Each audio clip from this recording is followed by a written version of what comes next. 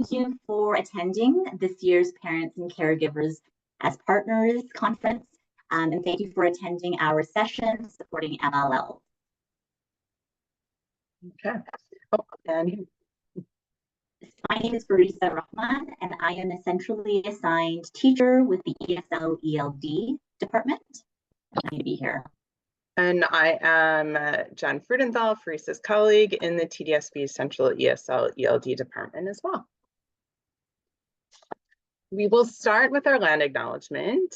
The land we are meeting on is the traditional territory of many nations, including the Mississaugas of the Credit, the Anishinaabe, the Chippewa, Haudenosaunee, and the Wendat peoples. And it's now home to many diverse First Nation and Inuit Métis peoples. I also acknowledge that Toronto is covered by Treaty 13 signed with Mississaugas of the Credit and the Williams Treaty signed with multiple Mississaugas and Chippewa bands. It's very important, especially to be reading the land acknowledgement in this context, as we as teachers work with many newcomers, and part of our job is to build new relationship with our students and indigeneity. They also need to learn about how Indigenous peoples have been and continue to be significant in this land we now call Canada. We're hoping that by the end of this presentation, you will come away with a few things. So you will know who newcomers to TDSB are. You will understand key features of how TDSB supports multilingual language learners, and I'll be referring to them as MLLs. And you'll receive helpful resources for parents and caregivers. Okay. So the first part of our presentation is to talk about who newcomers are in the TDSB. So when we talk about newcomers, we're looking at different groups of people. So we have students new to Canada, new to Ontario from other provinces, students who were born here and left, and students who living in Ontario went to maybe another province and came back. So looking at our TDSB students, we're one of the most culturally and linguistically diverse school boards in the world. And we offer different programming and strategies to help our multilingual learners. We help them learn to speak, write, and read English for social, but also academic purposes. So MLL, as I mentioned before, means multilingual language learner. There's a few different acronyms that we use in EduSpeak, I guess.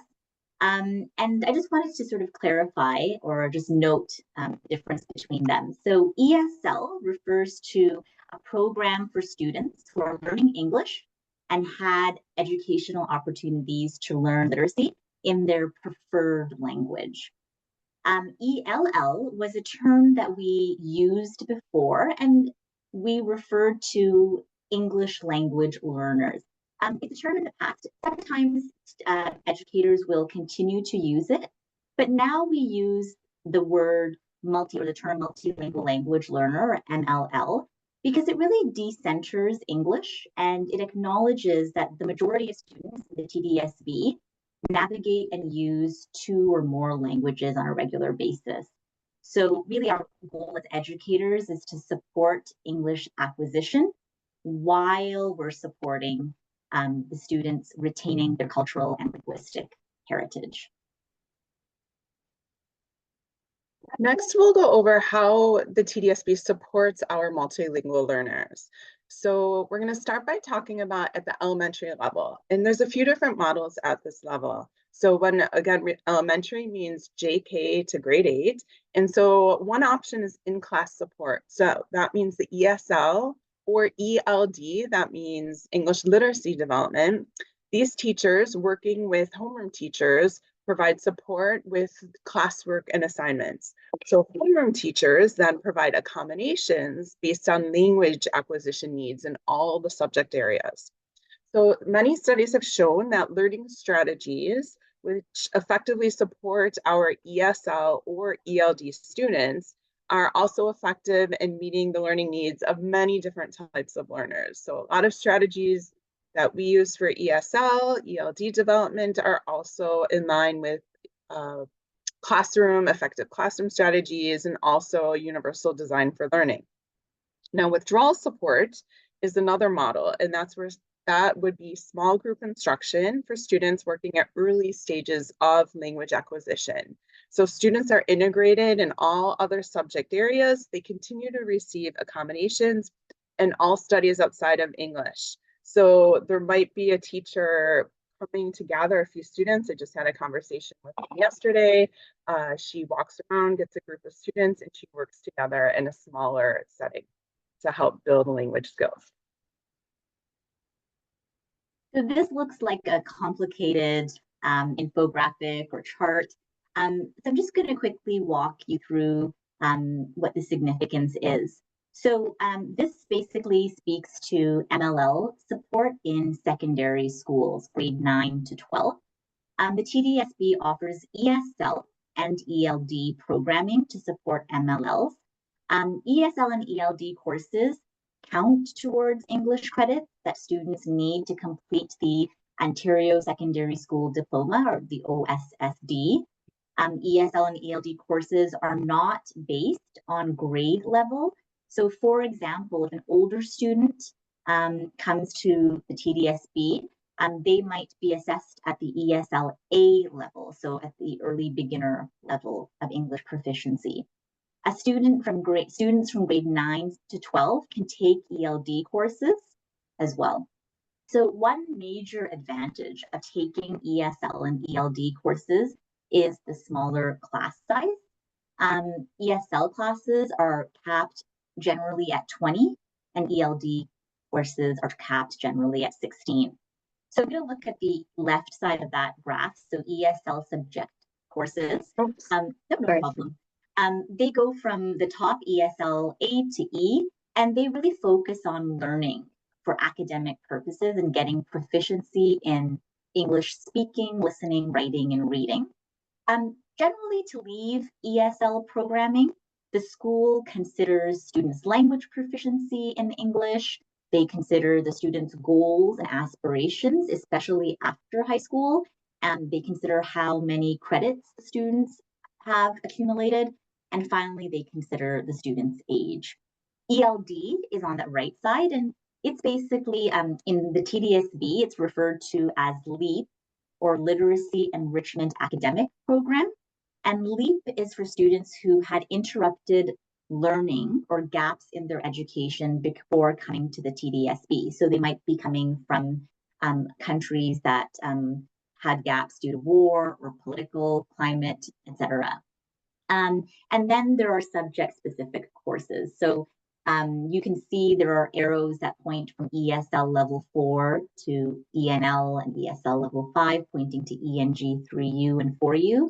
These are subject-specific courses. These are English courses, core courses, and there are many, many other courses that students can choose from. MLLs have the choice to take a variety of courses as they continue to learn English. So they can be an ESLC and take math at grade 10 and science at grade 10. Teachers in these mainstream or subject-specific classes should accommodate MLLs while they continue to acquire language proficiency.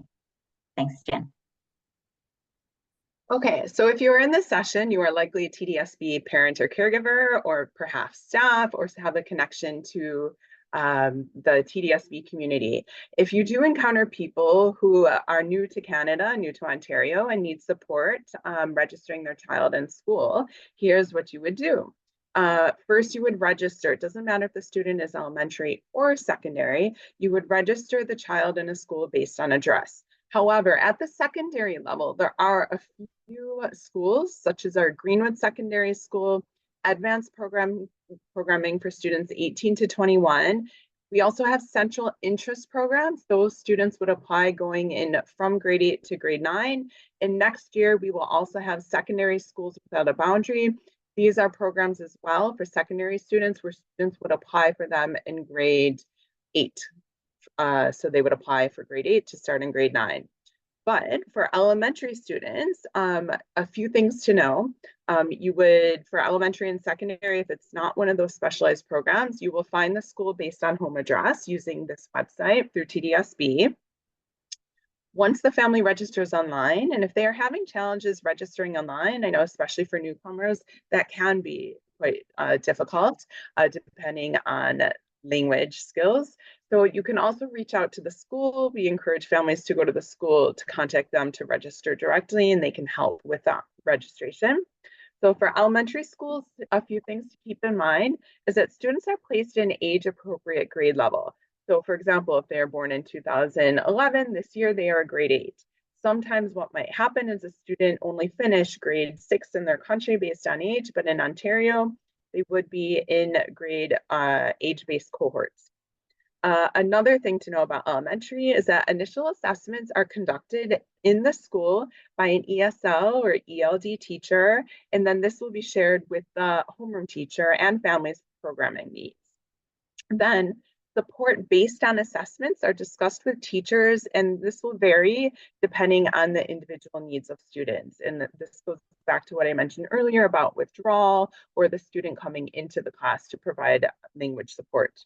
Now, at the secondary level, schools provide a temporary timetable, and then they, upon registration, they should be timetabled and attending while they are waiting to be assessed by one of our secondary assessment centers.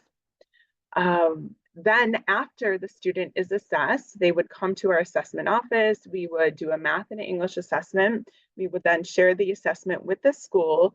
And that's one piece of evidence that schools and families will use together to timetable students based on their skills and abilities, but also looking at post-secondary and their chosen post-secondary pathways.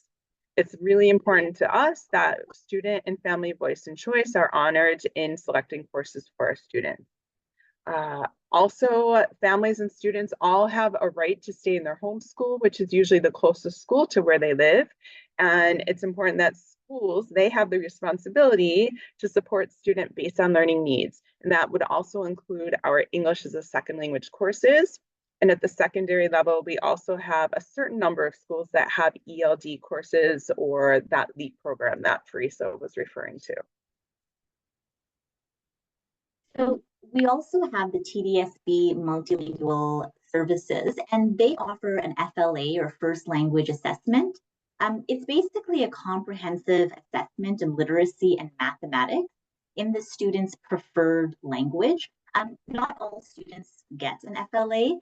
The purpose of an FLA is really to provide the student with appropriate support and programming when and if needed.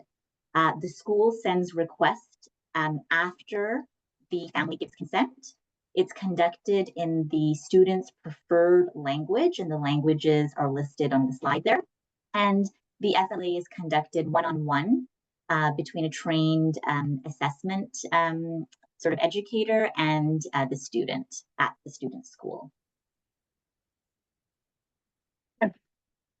So we are going to end with some resources for TDSB parents and caregivers, even staff, students, you name it.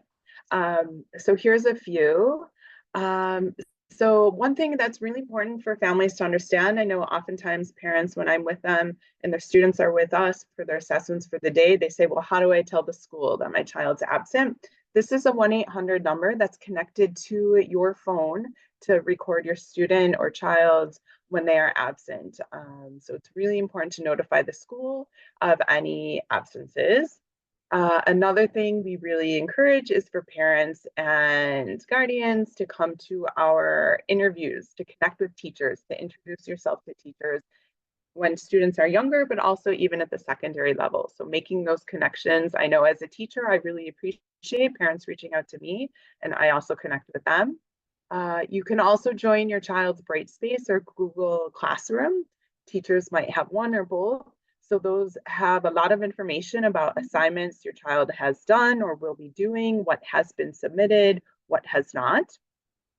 We encourage students to speak to their teachers for extra support when required, to ask questions.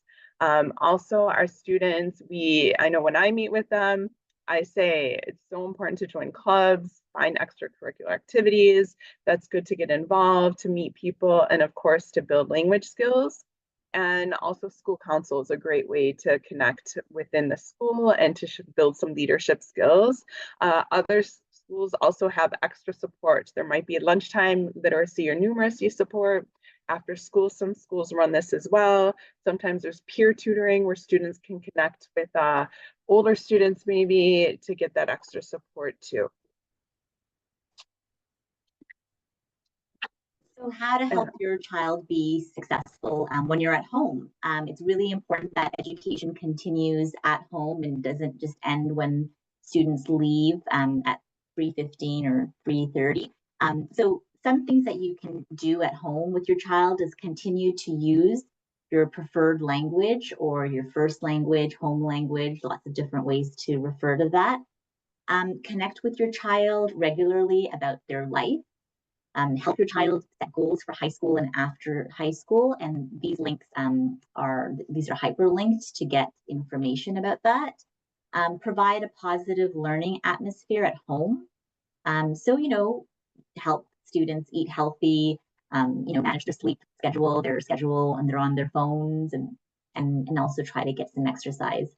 Encourage students to read and review learning daily at home and get to know the Toronto Public Library. There are a ton of resources there, not just books, although books are important. So it's a wealth of information, and there's one in every neighborhood in Toronto. Looking at resources for families, so there's a few that have been highlighted here. The first one is a slideshow of culturally responsive resources that was put together by our TDSB professional support services. They can range with supports from housing to healthcare to mental health. And they have a lot of connections to different groups in Toronto, different organizations supporting people from many different communities. We also have our settlement workers in school. So each school in the TDSB is assigned a settlement worker. I know some of them are presenting here today in other sessions. So talking about how they support students and families. TDSB, here's a link for more resources. We also have some specific mental health ones. And then a really important piece here is supporting reading at home. So that's something, if your child doesn't have homework, that's okay. They can always be reading something. And finally, community partners and family services. So students and families can get support through some of the organizations that TDSB partners with, and they're listed there. And we encourage families to connect with agencies at their discretion. So thank you. Thank you. So we'll be sharing these slides so everyone has access along with this recording. Don't think there's any Q&A right now. Nope. I don't see anything in the chat. Nope, I think we're good. And it's 11:35, so I think our time is up. Perfect. Okay, I will stop. Can you stop the recording? Sure, I can stop that. Yep.